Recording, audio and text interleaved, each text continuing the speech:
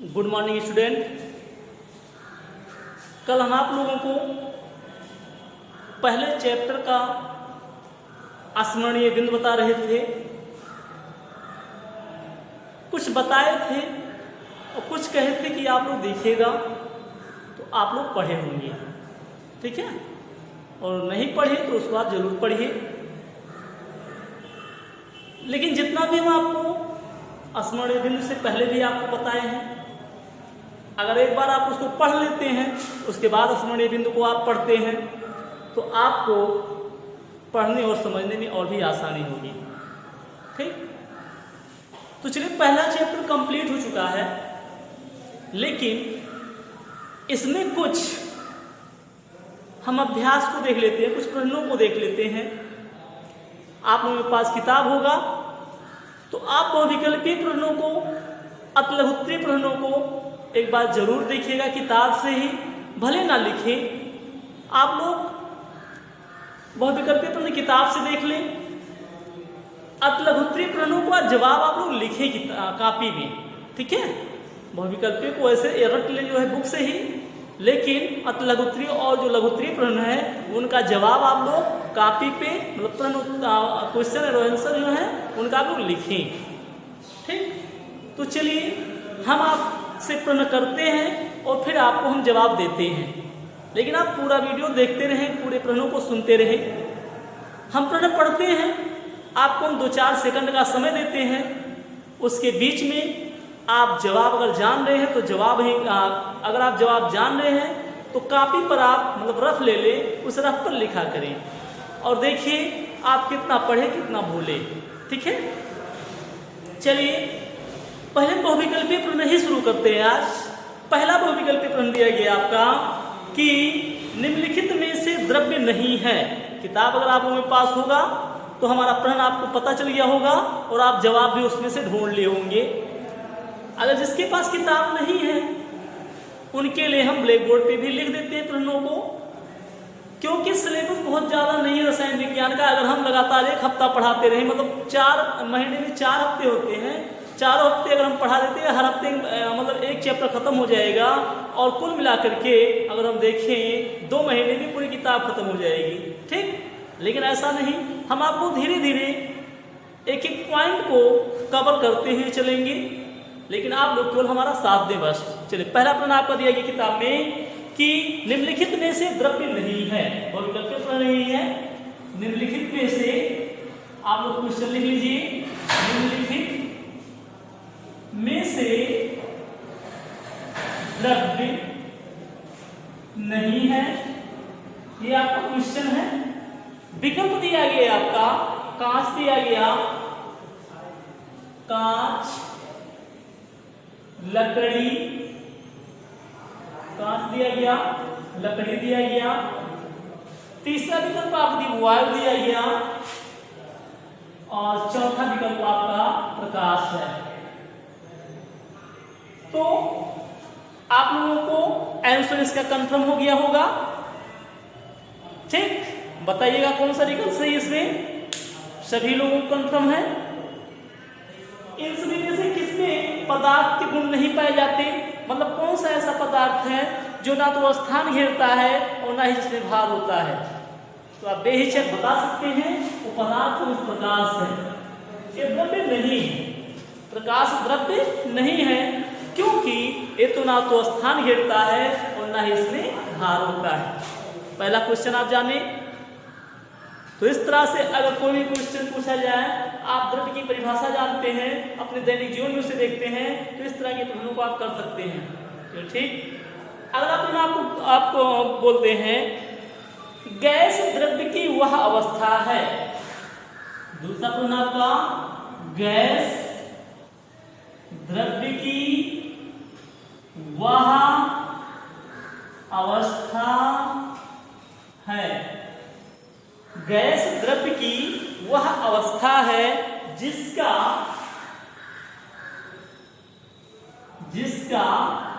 क्या, आपको परिभाषा बताया गया था ठोस द्रव और गैस का, मतलब गैस द्रव्य की वह अवस्था है जिसका, आपको पता चल गया होगा इसका जवाब।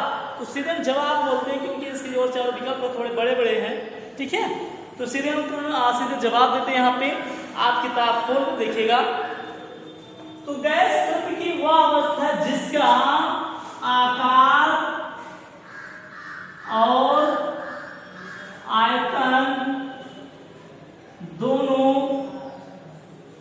अनिश्चित होता है। दोनों क्या होता है? अनिश्चित होता है। कंफर्म? गैस द्रव्य की वह अवस्था है जिसका आकार और आयतन दोनों क्या होता है? आकार और आयतन दोनों अनिश्चित होता है। आप देख लीजिए किताब में कौन सा विकल्प आपको मिल रहा है। आपका विकल्प नंबर वही है, कौन सा?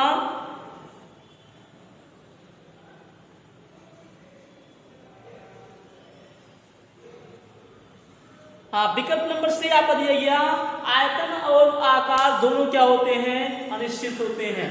ठीक, तो आपको चाहे ठोस का पूछा जाए, चाहे द्रव का पूछा जाए, चाहे गैस का पूछा जाए, सबके बारे में आप जानते हैं, किसी को भी लिख सकते हैं। ठीक है, तो हो जाएगा। अगला प्रश्न आपका है, किसी पदार्थ में अणुओं के बीच का आकर्षण बल होता है। तीसरा प्रश्न है आपका। तीसरा प्रश्न है, किसी पदार्थ में अणुओं के बीच, किसी पदार्थ में अणुओं के बीच आकर्षण होता है। बीच का आकर्षण होता है। इस तरह का भी प्रश्न आप कर सकते हैं। दिया गया किसी पदार्थ में अणुओं के बीच का आकर्षण होता है, तो किसके बीच में? विकल्प दिया गया ठोस अवस्था में सबसे कम, द्रव अवस्था में सबसे कम, ठोस अवस्था में सबसे अधिक, गैस अवस्था में सबसे अधिक। तो किस प्रकार के अणुओं का किस पदार्थ में अणुओं के बीच का आकर्षण होता है? तो हम लोग जानते हैं ठोस अवस्था में सबसे कम, गैस अवस्था में सबसे अधिक, द्रव। ठोस अवस्था में सबसे अधिक किसके बीच में आकर्षण बल सबसे अधिक होता है? तो हम लोग जानते हैं ठोस अवस्था में, किसमें? ठोस अवस्था में सबसे अधिक, ठोस अवस्था में सबसे अधिक। तो हम जाने किसी पदार्थ में अणुओं के बीच का आकर्षण होता है, ठोस अवस्था में सबसे अधिक होता है। कंफर्म हुआ? ये भी आप लोग जाने। अगला पॉइंट दिया गया, जिस ताप पर द्रव का वाष्प दाब। अगला क्वेश्चन है, जिस ताप पर द्रव का वाष्प दाब, जिस ताप पर द्रव का वाष्प दाब, आगे लिखा गया वायुमंडलीय दाब के बराबर हो जाता है। वायुमंडलीय दाब के बराबर हो जाता है, बराबर हो जाता है, बराबर हो जाता है।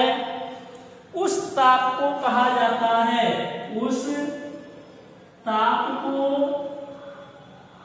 कहा जाता है, उस ताप को कहा जाता है, क्या कहा जाता है? जिस ताप पर द्रव का वाष्प दाब वायुमंडलीय दाब के बराबर हो जाता है, उस ताप को कहा जाता है, क्या कहा जाता है? क्वथनांक कहा जाता है। क्या कहा जाता है? क्वथनांक। तो विकल्प में आपको दिया गया होगा कहीं पे क्वथनांक। ठीक, क्वथनांक आपको बताया गया था। तो वही परिभाषा भी है क्वथनांक की, कि जिस ताप पर किसी द्रव का वाष्प दाब वायुमंडलीय दाब के बराबर हो जाता है, उसी ताप को क्या कहा जाता है? उसका क्वथनांक कहा जाता है। कंफर्म है? तो ये 3-4 क्वेश्चन जो भी वो नोट कर लीजिए, सारे के सारे बहुविकल्पीय प्रश्न है। हम केवल उसी विकल्प को अब लिख रहे हैं जो विकल्प सही है। ठीक, तो आप लिखे, पढ़े और याद करते रहे। लिख लीजिए एक बार।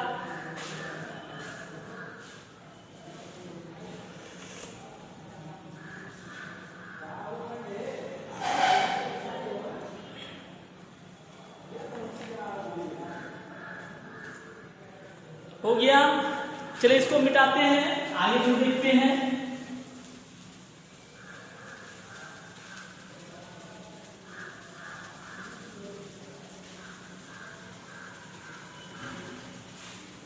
अगला क्वेश्चन आपका है 5वां क्वेश्चन, निम्नलिखित किस पदार्थ का ऊर्ध्वपातन हो जाता है? निम्नलिखित 5वां क्वेश्चन आपका, निम्नलिखित किस पदार्थ का ऊर्ध्वपातन हो जाता है? तो किस पदार्थ को ऊर्ध्वपातन हो जाता है? आपको अभी हम कल पढ़ाए थे क्रिया, ऊर्ध्वपातन क्रिया पढ़ाए थे। तो पिछले वीडियो में आप उदाहरण को देख सकते हैं। आप लोगों ने अगर पूरा वीडियो देखा होता तो इस क्वेश्चन का आप जवाब बड़े आसानी के साथ दे जाते। ठीक है, तो निम्नलिखित किस पदार्थ का ऊर्ध्वपातन हो जाता है? आप देख सकते हैं, बता सकते हैं, आपको जवाब मिल गया होगा। तो कौन सा पदार्थ होता है? यहाँ पर दिया गया नमक दिया गया, अमोनियम क्लोराइड दिया गया, सोडियम क्लोराइड दिया गया और चीनी दिया गया। तो बताइएगा इसमें से किस पदार्थ का उत्पादन हो जाता है? आप जानते हैं अमोनियम क्लोराइड का। किसका? अमोनियम क्लोराइड का। Ammonium chloride. ये सभी बहुत ही इंपॉर्टेंट क्वेश्चन है। आगे आप लोग भविष्य में कोई कंपटीशन देंगे, भले आज आपको आसान लग रहा हो, लेकिन वहां पे यही सभी प्रश्न आगे बड़े बड़े परीक्षाओं में प्रश्न पूछे गए हैं। ठीक है, हो गया। इसके साथ साथ इसका और भी नाम बताए थे हम, तो आप उन पदार्थों का भी नाम जानिएगा, हम नहीं बता रहे हैं। ठीक है, क्योंकि हम पिछले वीडियो में बताए थे, इसको आप पुनः देखोगे। आप अगर देखते तो आपको जिंदगी भर के लिए कंफर्म हो जाएगा। ठीक, अगला प्रश्न 6वां नंबर क्वेश्चन हम आपको बताते हैं। 6वां नंबर क्वेश्चन है आपका द्रव्यमान तथा ऊर्जा में संबंध। द्रव्यमान, 7वां नंबर क्वेश्चन है द्रव्यमान तथा ऊर्जा में संबंध। द्रव्यमान तथा ऊर्जा में संबंध, ये भी समीकरण हम आपको कल बताए थे अभी। तो द्रव्यमान तथा ऊर्जा में क्या संबंध होता है? इस समीकरण को किसने दिया था? ये भी आप लोग जानते हैं। इस समीकरण को किसने दिया था? नाम बताए थे हम। ठीक, नाम पूछिएगा एक बार पुनः आप सुन लो। ठीक, नाम बताए थे, आइंस्टीन थे। कौन थे? आइंस्टीन ने। उन्होंने द्रव्यमान ऊर्जा में संबंध का एक समीकरण बताया था। क्या बताया था? E बराबर mc स्क्वायर, जहां P क्या है? एनर्जी है, m द्रव्यमान और c प्रकाश का वेग है। ठीक है, तो यह है। आगे अगला क्वेश्चन आपका दिया गया 8वां क्वेश्चन, निम्न में किसकी आकृति और आयतन दोनों निश्चित होती है?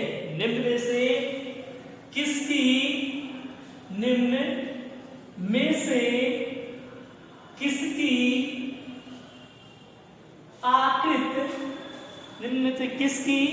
आकृति और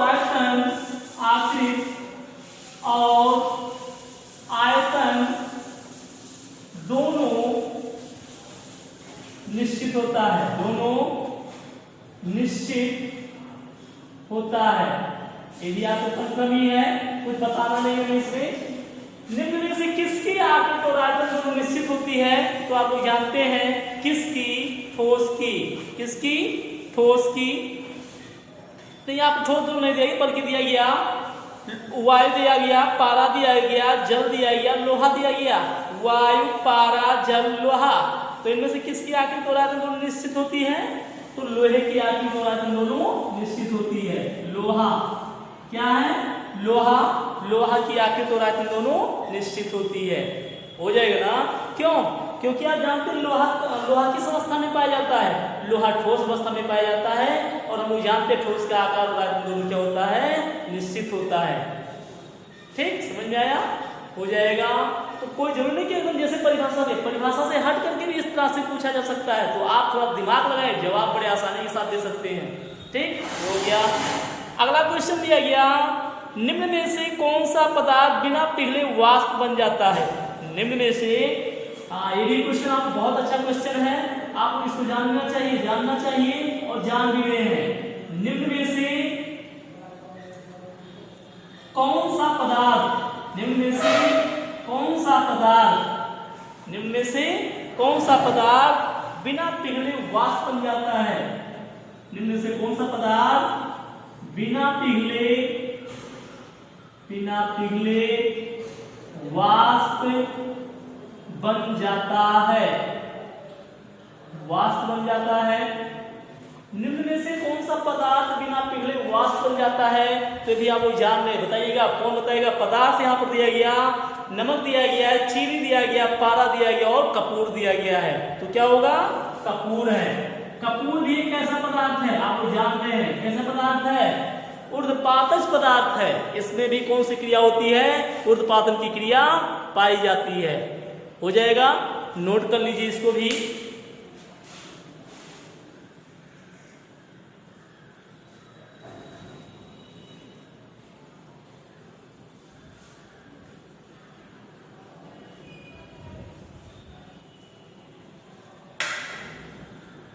ठीक, नोट कर लिया आप सभी लोग।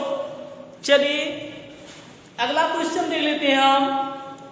अंतराणुक आकर्षण बल नगण्य होता है। अंतराणुक आकर्षण बल नगण्य होता है।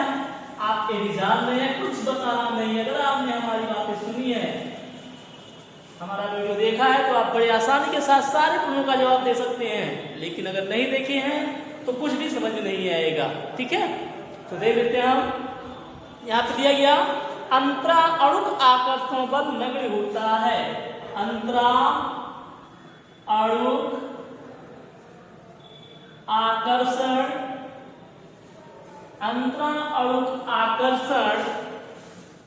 बल नगण्य होता है। आकर्षण बल नगण्य होता है। किसके बीच में? कौन बताएगा? किस प्रकार के अणुओं के बीच में अंतराणुक आकर्षण बल नगण्य होता है या बहुत करीब ना के बराबर लगता है? कौन सा होता है? गैस के अणुओं के बीच। किसके बीच में? आपको दिया गया यहाँ पे, द्रव में, ठोस, द्रवता, गैस, तीनों में, गैस में कि ठोस में? तो किसके बीच में? गैस के बीच में। पहला विकल्प आपका सही है कि गैस के अणुओं के बीच में अंतराणुक आकर्षण बल क्या होता है? नगण्य होता है। 10वां क्वेश्चन था। हो जाएगा ना? चलिए ठीक, हम बता रहे हैं क्योंकि जैसे सारे क्वेश्चन को इसलिए लिख दे रहे हैं क्योंकि आपके पास शायद भी किताब ना हो, और हम कहते हैं कि आप वो किताब ले ही ले। भले जैसे अगर नहीं कोई पढ़ाता तो आप स्वयं को पढ़ेंगे, कम से कम अगर एडमिशन में ले लिए हैं तो पढ़ाई तो करना ही है। अगले साल आप 10 में चले जाओगे क्योंकि आपका रजिस्ट्रेशन हो चुका है। परीक्षा तो होना ही है क्योंकि सरकार भी पूरे मूड में है कि वो परीक्षा कराएगी, सत्र को शून्य नहीं करेगी। रजिस्ट्रेशन हो रहा है। टीवी पर भी न्यूज़ सुना होगा आप लोगों ने कि ऑनलाइन क्लासेस चलेंगी, चल रही हैं, जनवरी तक चलेंगी और अपने नियत समय पर क्या होगा? अपने नियत समय पर पेपर होगा। ठीक है, इसलिए आप लोग जैसे भी हो पढ़ाई करते रहे। आगे दिया गया अगला क्वेश्चन आपका है। क्वेश्चन थोड़ा बहुत बड़ा है, लिखने में समय लगेगा, इसलिए हम बोल रहे हैं धीरे धीरे। अगर लिखना चाहिए आप लोग लिख लीजिएगा। दिया गया कुछ पदार्थों को उनके कणों के मध्य अंतराणुक आकर्षण बलों के बढ़ते हुए क्रम में व्यवस्थित किया गया। निम्न में कौन सा क्रम सही व्यवस्था को निरूपित करता है? अंतराणुक आकर्षण के बढ़ते हुए क्रम में लिखा गया है, तो निम्न में कौन सा क्रम सही होगा? लिखा गया ऑक्सीजन, जल और चीनी, वायु, चीनी, तेल। तो आकर्षण के बढ़ते हुए क्रम में लिखना है। किसके क्रम में लिखना है? आकर्षण के बढ़ते हुए क्रम में लिखना है। तो यहाँ पे पहला विकल्प दिया गया है ऑक्सीजन। क्या दिया गया? ऑक्सीजन दिया गया है। दूसरा हिंट दिया गया, दूसरा पदार्थ दिया गया आपका जल दिया गया है। क्या दिया गया? जल। तीसरा पदार्थ दिया गया आपका चीनी दिया गया। तीन क्रम दिया गया। कुछ पदार्थों को उनके कणों के मध्य अंतराणुक आकर्षण बलों के बढ़ते हुए क्रम में व्यवस्थित किया गया है। तो कौन सा क्रम सही है, उसी व्यवस्था को लिखना है आपको। यही क्रम अलग अलग पदार्थों को आगे पीछे किया गया है और विकल्पों में। तो देखते हैं, आप जानते हैं ऑक्सीजन किस अवस्था में है? ऑक्सीजन गैसीय अवस्था में होती है। ऑक्सीजन किस अवस्था में? गैस। जल किस अवस्था में? द्रव। और चीनी ठोस अवस्था में होती है। ठीक, तो क्रम सही है। किस क्रम में? अंतराणुक आकर्षण बलों के बढ़ते हुए क्रम में लिखना है, बढ़ते हुए क्रम में लिखना है। ठीक है, आप जानते हैं गैसों के बीच जो अंतराणुक आकर्षण बल होता है नगण्य होता है, बहुत ही कम होता है। द्रव के अणुओं के बीच मतलब जल के अणुओं के बीच जो अंतराणुक आकर्षण होगा वो गैस की तुलना में कुछ क्या होगा? ज्यादा होगा। और चीनी के बीच में अंतराणुक आकर्षण क्या होगा? सबसे ज्यादा होगा। अंतराणुक आकर्षण क्या होगा? सबसे ज्यादा। ठोसों के बीच अंतराणुक आकर्षण सबसे अधिक, द्रव में उससे कम, और गैसों में क्या होता है? सबसे कम होता है। ठीक, तो इस तरह से हम अंतराणुक आकर्षण के बढ़ते हुए क्वेश्चन चाहे जैसा भी पूछा जाए, अगर हमें टॉपिक हमें समझ में आ गया है, जो भी बताया गया आपको, थ्योरी अगर आपको समझ में आ गया तो आप बड़े आसानी के साथ सारे क्वेश्चनों का जवाब दे सकते हो जाएगा ना। आपको मैं बताया भी, इस तरह बताए थे ठोस द्रव गैस लिख के उनके आकर्षण का बढ़ता हुआ क्रम या घटता हुआ क्रम जो भी बताए थे, तो उस तरह से आप कर सकते हैं। ये हो जाएगा ना। चलिए अगला क्वेश्चन हम देख लेते हैं। नोट किया करेंगे चीज में, जैसे जो बहुत बड़ा क्वेश्चन होता है लिखेंगे टाइम ज्यादा लगेगा, वैसे आप बोर होते हो हमारी बातों को सुन करके। ठीक, चलिए कोई दो लोग हैं जो हमारी वीडियो को बार बार डिसलाइक कर दिया करते हैं। चलिए कोई बात नहीं, अच्छे वीडियो तो हर जगह होते हैं। चलिए आगे देखते हैं हम। अंतराणुक आकर्षण बल प्रबल होते हैं। अंतराणुक आकर्षण बल प्रबल होते हैं, तो ये भी आप लोग जानते हैं। विकल्प दिया गया ठोस में, गैस में, द्रव में, द्रवता गैस में। तो अंतराणुक आकर्षण बल प्रबल होते किसमें? ये भी आप लोग जानते हैं, ठोसों में। किसमें? ठोसों में। ठोस में अंतराणुक आकर्षण बल सबसे अधिक होता है। अभी अगला क्वेश्चन भी यही था ना, तो आप जाने कि अंतराणुक आकर्षण बल प्रबल होते हैं, किसमें होते हैं? ठोस में होते हैं, क्योंकि ठोस के अणुओं के बीच अंतराणुक आकर्षण बल सबसे अधिक लगता है। क्या होता है? इसीलिए तो आपको बताया गया था ठोसों का आकार और आयतन दोनों निश्चित होता है, क्योंकि उनके अणुओं के बीच अंतराणु का स्थान कम होता है। जब अंतराणु का स्थान कम होता है तो उनके बीच आकर्षण बल क्या होता है? बहुत ही अधिक होता है। हो जाएगा। चलिए क्वेश्चन हो गया आपका। आकृति तथा आयतन दोनों निश्चित होते हैं। क्वेश्चन ले लीजिएगा। आकृति तथा आयतन दोनों निश्चित होते हैं। आकृति तथा आयतन दोनों निश्चित होते हैं। क्वेश्चन नोट कर लिए। यहाँ पे विकल्प सुनिएगा। विकल्प दिया गया लकड़ी के गुटके में। लकड़ी के गुटके में पहला विकल्प। दूसरा विकल्प दिया गया वायु में। तीसरा पारे में। चौथा जल में।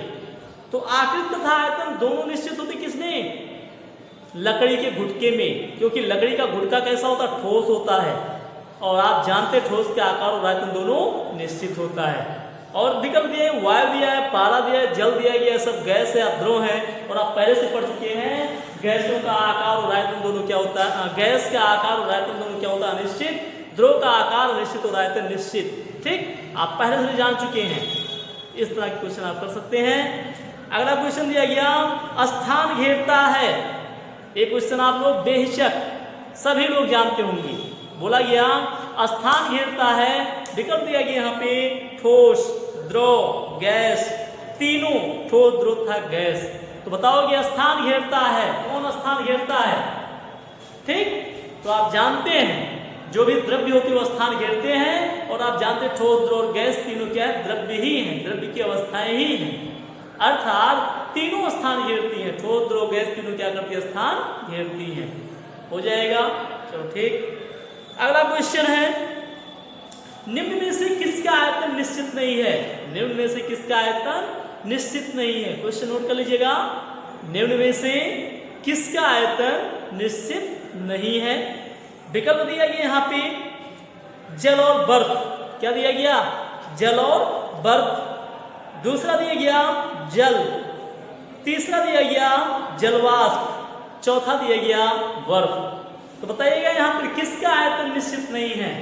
जान गए आप सभी लोग ना, किसका आयतन निश्चित नहीं है? जल का आयतन किसका? जलवाष्प का आयतन निश्चित नहीं है। किसका आयतन? जलवाष्प का, क्योंकि आप जलवाष्प जानते हैं, जलवाष्प किस अवस्था में है, जलवाष्प गैस की अवस्था में है। और आप जानते हैं गैसों का आकार और आयतन दोनों क्या होता है, अनिश्चित होता है। और आयतन तो सबका निश्चित, आयतन तो ठोसों का भी निश्चित होता है और द्रव का भी निश्चित होता है, लेकिन गैस का आकार और आयतन दोनों क्या होता है, निश्चित होता है। ये भी कंफर्म हुआ ना। अगला क्वेश्चन आपका है, एक क्वेश्चन बहुत बड़ा है, उसको आप सोचिएगा, देखिएगा। अगला प्रश्न है, जल का हिमांक, जल का हिमांक 0 डिग्री सेंटीग्रेड है। जल का हिमांक कितना है, 0 डिग्री सेंटीग्रेड है। जल में थोड़ा नमक मिलाने पर, जल में थोड़ा नमक मिलाने पर प्राप्त मिश्रण का हिमांक होगा, प्राप्त मिश्रण का हिमांक होगा तो क्या होगा, 0 डिग्री सेंटीग्रेड से कम होगा। क्या होगा, 0 डिग्री सेंटीग्रेड से कम होगा। ठीक, ये भी क्वेश्चन, जल का हिमांक 0 डिग्री सेंटीग्रेड है। जल में थोड़ा नमक मिलाने पर प्राप्त मिश्रण का हिमांक क्या होगा, 0 डिग्री सेंटीग्रेड से कम होगा। ठीक है, तो ये आपके सारे के सारे बहुविकल्पीय प्रश्न थे। अगर किताब नहीं होगा तो हम पूरा का पूरा जैसे लाइन टू लाइन भले पढ़ के नहीं बताना पड़ा आपको, क्वेश्चनों को